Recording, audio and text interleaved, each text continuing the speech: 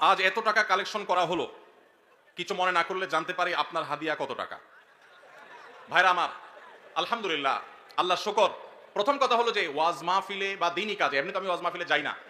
আপনাদের এলাকারই ভাই, কি নাম ওনার, হানিফ ভাই বোধহয়, হানিফ ভাই, উনি আমাদের অফিসে লোক পাঠাইছেন। তিনি বলতেছেন যে আমাদের অফিস থেকে লোক নাকি বলছে যে আমরা এই মাহফিল করব। এটা বহু কয়েক মাস আগের কথা, আমাদের মনে নাই। যেহেতু ভাই বলছেন, মুসলমান তো মিথ্যা বলবে না, তাহলে হয়তো আমাদের কেউ বলছে। আমরা সেই ওয়াদা রক্ষা করার জন্য আসছি। আসার ক্ষেত্রে আমি হানিফ ভাইকে আমার অফিস থেকে শর্ত দিয়ে দিছি যে মাহফিল করার পর আমাকে কোনো টাকা পয়সা, কোনো হাদিয়া দিবেন না, এই শর্তে আমি আসতে পারি। আলহামদুলিল্লাহ, ওনার সাথে আমার চুক্তি হয়েছে হানিফ সাহেবের কাছে, আমি খাবো না, কোনো হাদিয়াও নিব না। আলহামদুলিল্লাহ, আমি এখানে খানাও খাই নাই, হাদিয়াও নেব না, ইনশাল্লাহ চুক্তি করেই আমি আসছি।